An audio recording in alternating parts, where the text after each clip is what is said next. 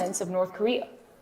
북한은 And North Korea, 건국 후 75년 동안에 for 75 years after the founding of our nation,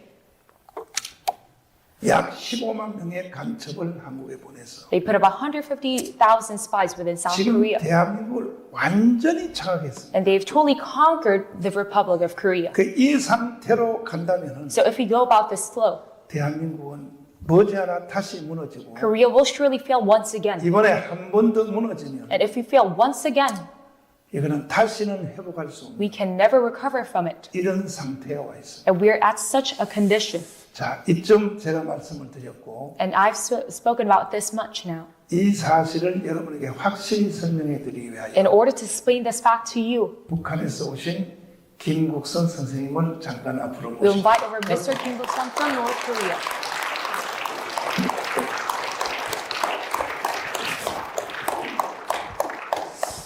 자, 우리 김국선 선생님은 북한에서 우리나라로 말하면 국정원입니다.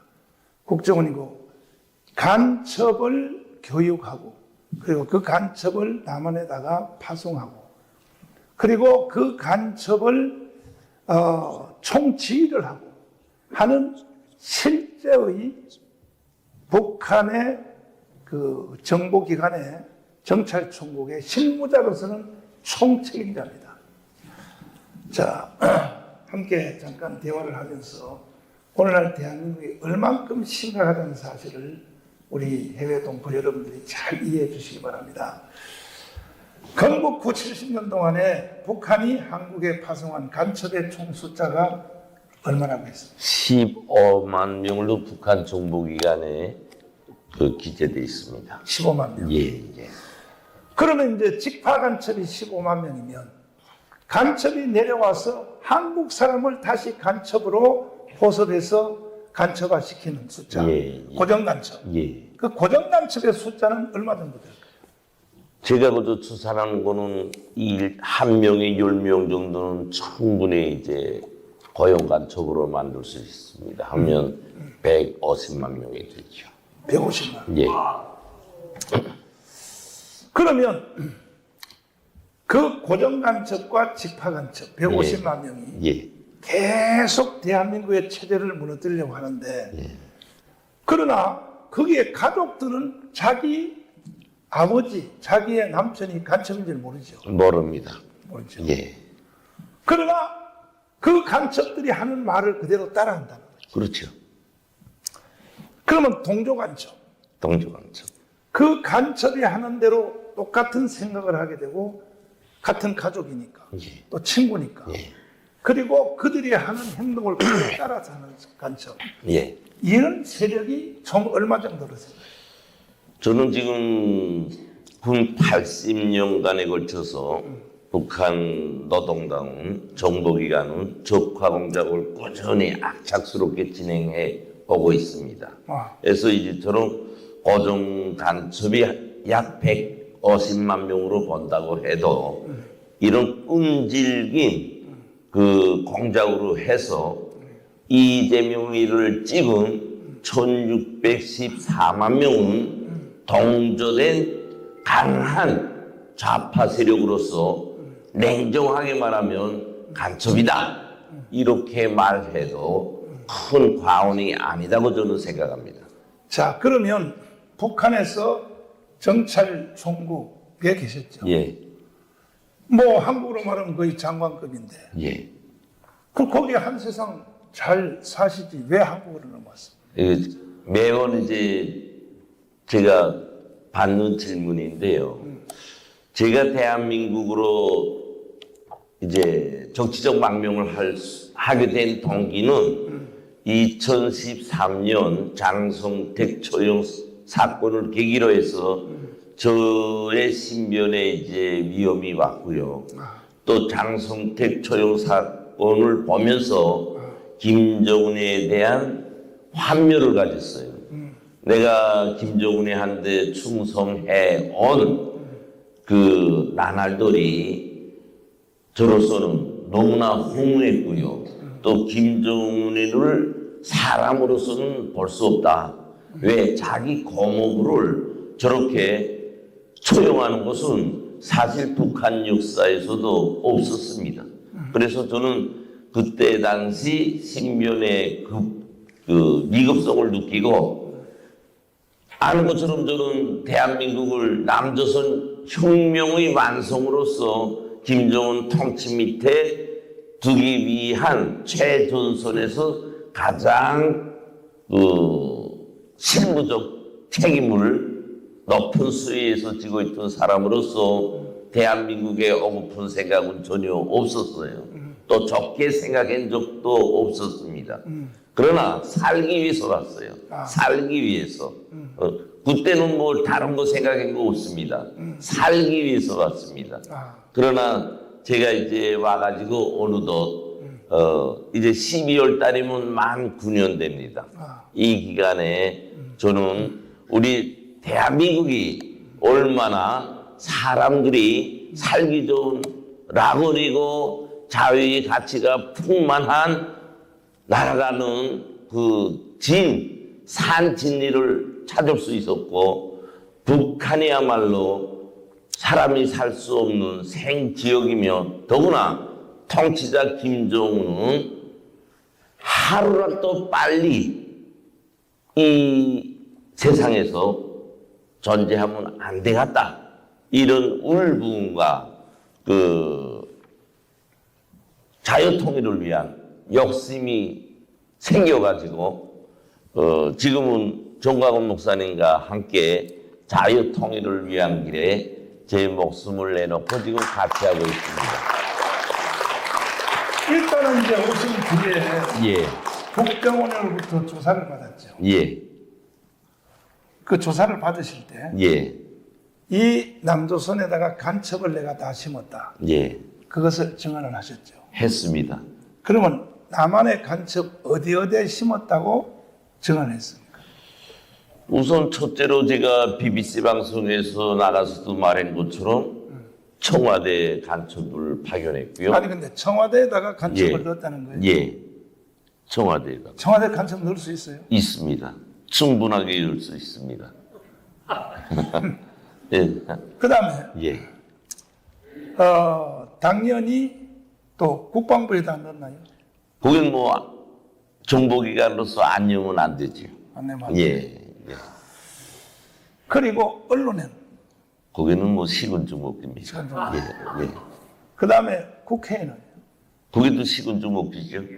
저 지금 상해도 국회 간첩들이 욱실욱실하죠. 그러면 선생님은 누가 간첩인지 다 아시죠? 예, 압니다. 예, 압니다. 직접 넣었으니까. 그렇죠. 자, 그러면 내가 이제 종사하는 교회 있죠. 예, 교회 조직, 예, 뭐 목사님들의 회의라든지 총회, 예, 교회, 예. 여기는 간첩을 넣나요? 여러 번 말씀을 드리지만 교회는 그 간첩, 북한 간첩들이 소식장이에요. 가장 간첩들이 생존하기 좋고 편안히 자기의 그 토밭으로 살 수 있는 곳입니다.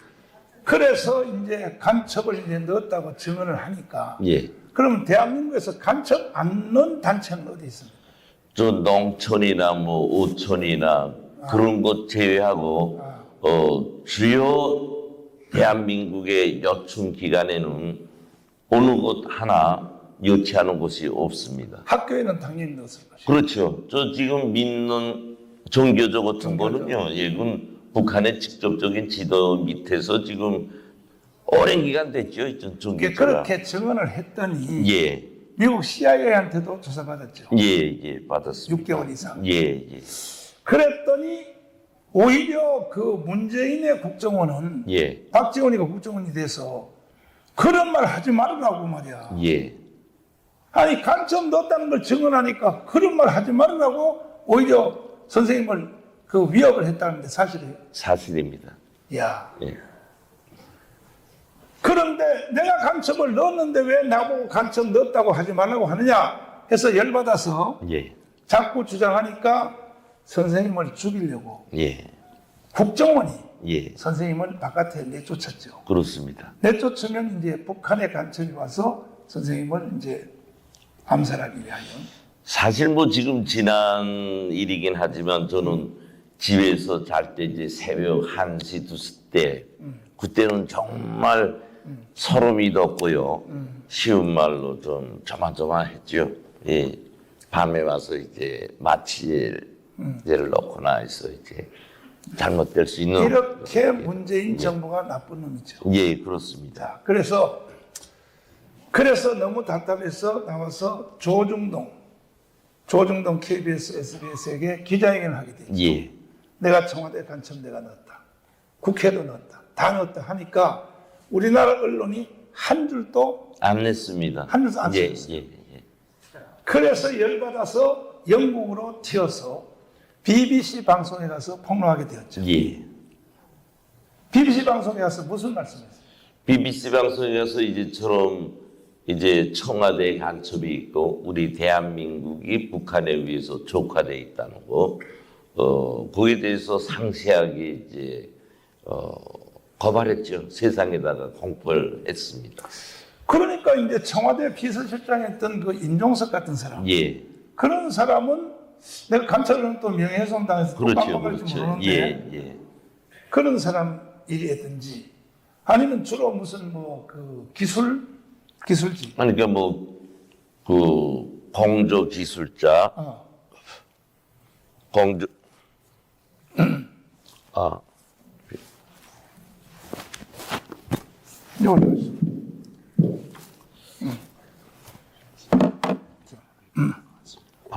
네, 그걸로 하시고 공조기 기술자, 그다음에 뭐 운전수, 예, 그 청와대 근무하는 여러 기술직을 비롯한 그 직종들이 많습니다.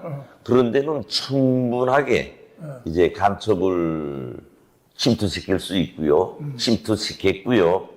그다음에는 그것은요 다른 그 뭐 수석이나 비서 이런 행정관보다 오랜 기간 대물림으로서 청와대에 근무할 수 있어요. 기술직 같은 거. 예, 예. 그런데 이제 그래서 윤석열 대통령이 예. 대통령 되자마자 청와대 가기를 거부한 거죠. 그렇습니다. 그때 저도 이제 이런 인터뷰 또는 이제 방송에 나가서 목사님과 이제 토크에서도 그렇고 꼭 저 청와대에서 나와가지고 대통령실을 이제 옮겨야 된다는 그런 주장을 많이 했지요. 근데 저도 그때 이제 BBC 방송에서 예. 선생님이 폭로하는 걸 보고 예. 아 저런 분이 한국에 넘어왔었구나. 그때 내가 처음 알게 된 거예요. 예, 그렇습니다. 알게 됐는데 선생님은 이제 그래서 BBC 방송 가서 폭로하니까 그 방송국이 예. 그걸 방송해 주셨나요?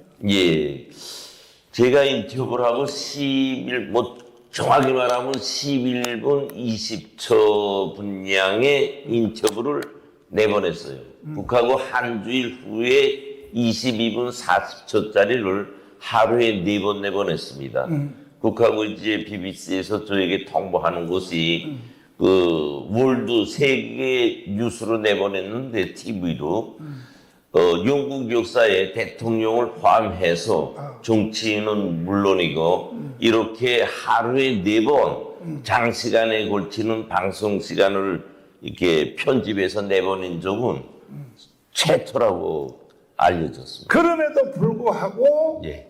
한국 언론이 BBC 방송을 다시 보도도 안 해주고 안 해줬습니다. 예. 그래서 신별의 위협을 느껴서 예. 일본의 게이오 대학의 교환 교수로 예. 튄 거죠. 예, 그렇습니다.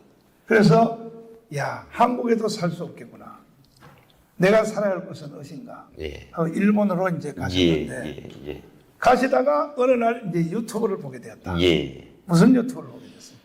유튜브를 이제 우리 목사님께서 광화문에서 우리 대한민국이 위기에 처해 있고 좌파를 쫓겨내야 되고 이 애국투쟁하는 걸 제가 보게 됐어요.